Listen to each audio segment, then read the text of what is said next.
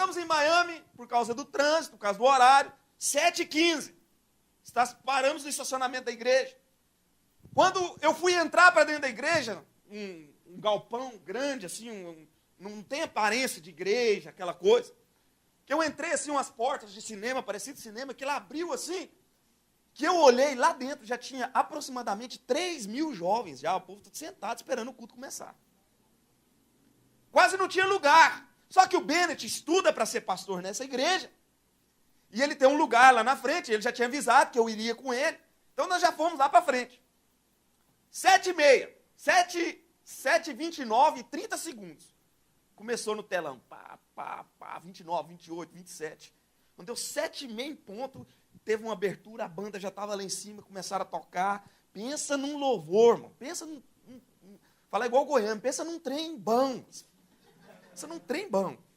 Rapaz, e o povo cantava, e aqueles jovens choravam, e aquela coisa, aquele quebrantamento. Eu, rapaz, que igreja é essa?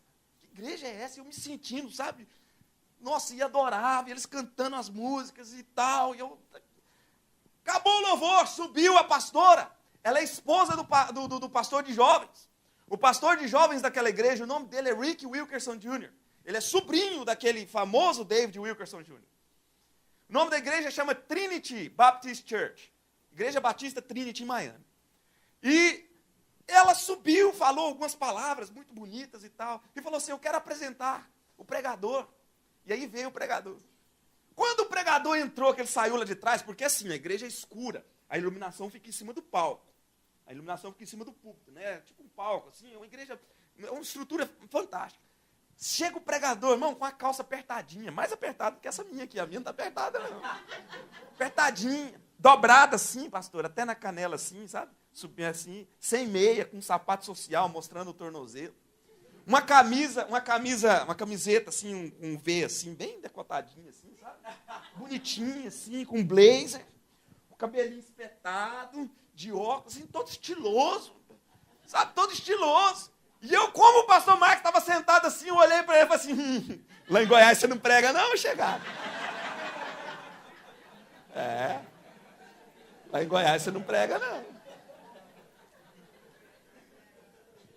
Primeira coisa que te atrapalha você na sua adoração é, você fica julgando as pessoas pela aparência. Irmão, eu estou falando isso porque eu julguei o cara. Eu virei para ele e falei assim, rapaz do céu, olha só, pai. Gente. Irmão, o cara pegou o microfone, cumprimentou o pessoal, ele ficava na minha frente, eu olhando para ele. Ele falou assim, Jesus era simples. O evangelho de Jesus alcançava multidões porque Jesus era simples. A simplicidade com que Jesus passava as coisas. Por que Jesus transmitia simplicidade? Porque quando nós começamos a colocar muitas coisas, nós começamos a criar as barreiras. Então Jesus chegava até as pessoas. Jesus não tinha barreira para se chegar nas pessoas. E ele não impunha barreira para as pessoas se chegarem até ele. Aí ele pegou e falou assim, vocês abram suas Bíblias no livro de Lucas, capítulo 15. Jesus um dia, sentado, cercado de fariseus e escribas. E os fariseus começaram a perguntar para Jesus assim, Jesus, por que você só anda com quem não presta? Por que você anda com prostituta, cobrada de imposto? Jesus falou assim, vou contar para vocês 3 historinhas. Ele falando assim, irmãos, ele falava super simples. Ele falava, porque eu não sei se era porque ele sabia que era cu de jovem, então ele falava assim, sabe, até parecendo igual os negão, assim, sabe? Lá nos Estados Unidos, o senhor já viajou, você sabe que você é todo cheio de onda e tal.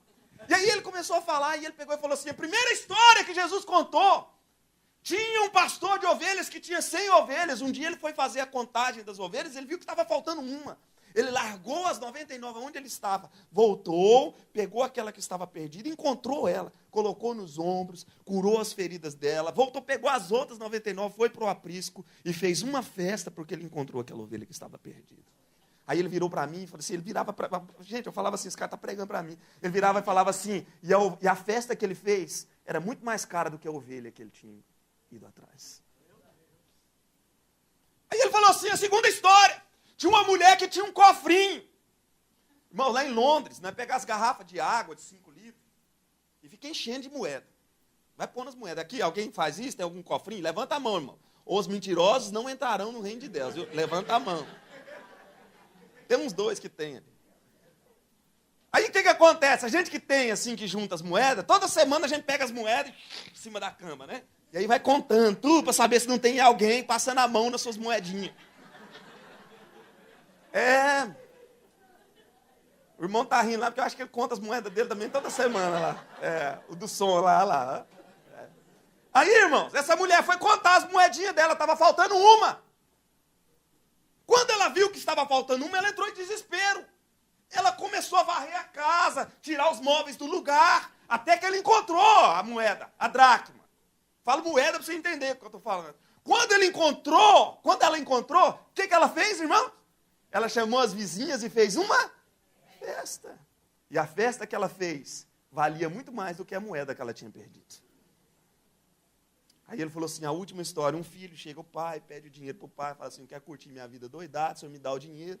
E o pai com um coração desse tamanhozinho, porque o pai que representa Deus, ele não te impede você de fazer as coisas. Se você quer sair, Deus fala assim, meu filho, você vai, mas ele não te proíbe. Ele fala assim, não vai não.